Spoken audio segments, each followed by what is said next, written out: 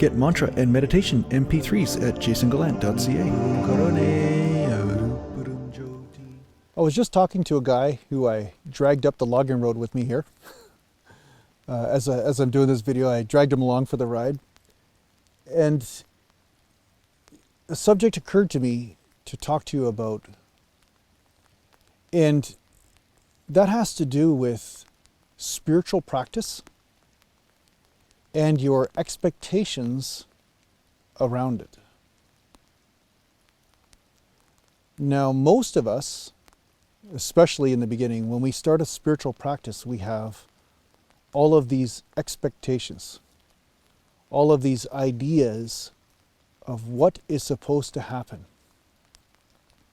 And something that was frustrating to me in the beginning was that I would learn some sort of spiritual practice or technique from some teacher or some guru, and they would say something really annoying.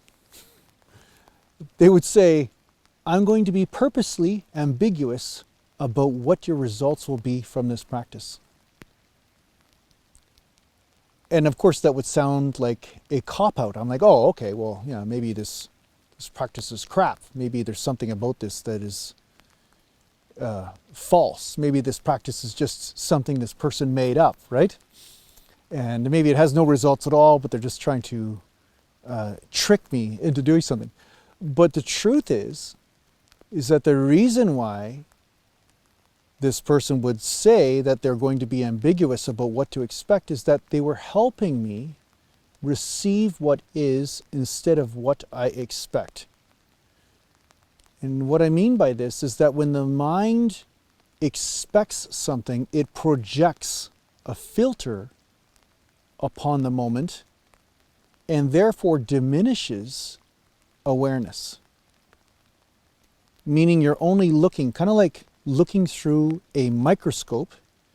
You will see the things under the microscope, but you'll miss the entire room that the microscope is in. So when you embark upon a spiritual practice such as a mantra practice or breathing practice, it is the practice of surrendering expectations so that way you can truly perceive what is happening, who you are truly, what is the nature of the ego, right?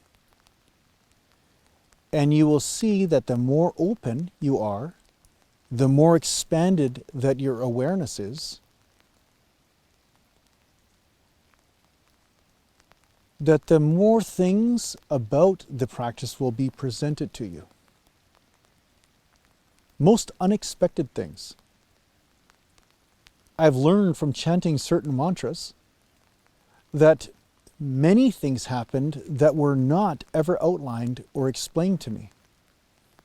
Things that make sense in hindsight, but they were things that I never expected.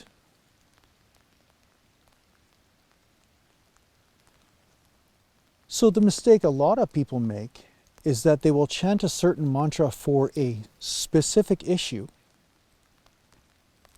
and they will be so hyper-fixated on that one issue that they will ignore all of the benefits and all of the results that are happening in so many other areas of their life and in how they are experiencing their life.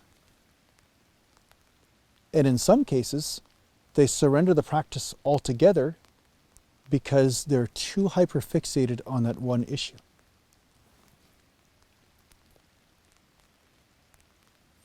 But see, all fixation comes from the mind. And mantra is to free from the mind, and so is spiritual practice. Spiritual practice is to free you, is meant to free you from the limitations of the mind, so that way the mind becomes your tool and not your prison.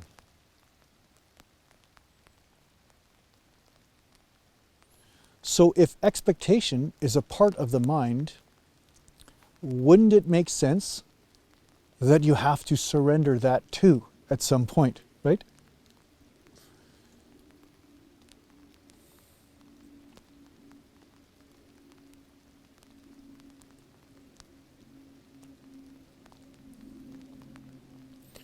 So often in spiritual practice, the greatest gifts are given to us. But we're so busy looking at one particular aspect of life that we miss the gift entirely.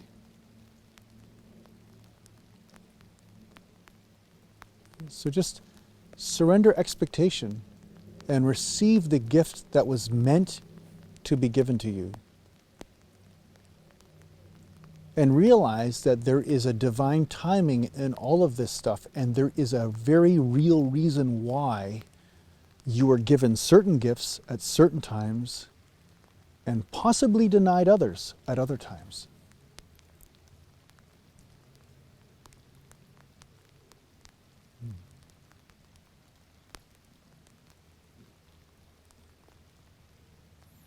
I've been denied good weather today. But perhaps this fog is bringing in some immense wisdom that you can benefit from. Because I know the wisdom's not coming from me, right?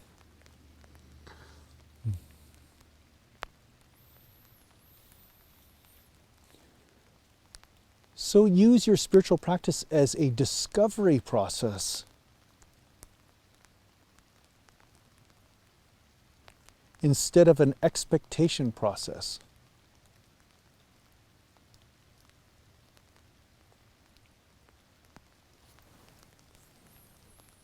And through this, you will ensure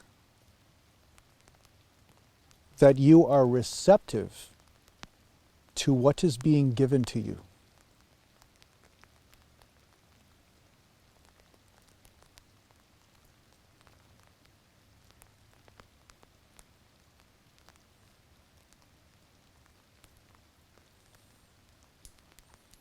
Most often, what you are needing is being given in any one moment. And it's your ability to receive it that is the weak link in the entire process.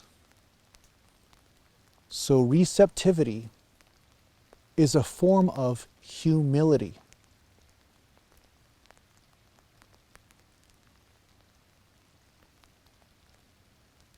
So often people who are stuck in the ego will not receive anything because the ego perceives receptivity as weakness. Receiving is weakness to the ego. But receiving is truth to the heart.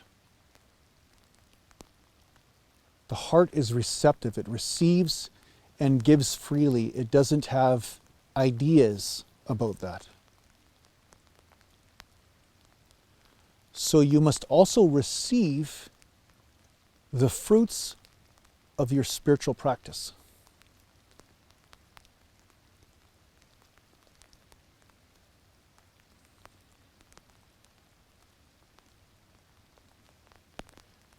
Sometimes, if you're lucky, a guru will test this in you. Test your receptivity. In some traditions, if a guru feeds you food, this is a divine blessing. Sometimes a guru will offer you help. And then other times a guru will say that he or she needs help. What they're working on is that movement of the heart, of you receiving blessings, but also giving of yourself. Because the heart is this open doorway. It's only the ego that shuts that down.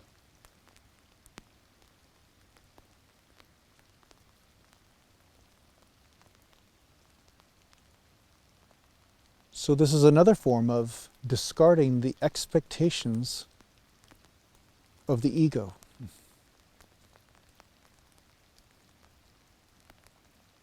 So I highly recommend you try this in your spiritual practice.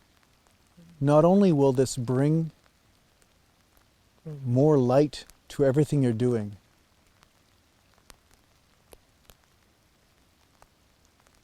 but it will assist you in realizing the truth of what is happening instead of what you expect to happen.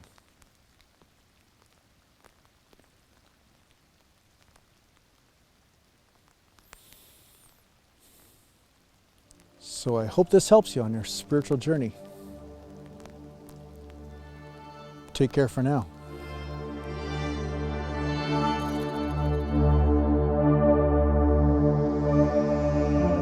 Are you interested in working with a spiritual teacher in a formal setting? Well, perhaps the Wisdom Life School is for you.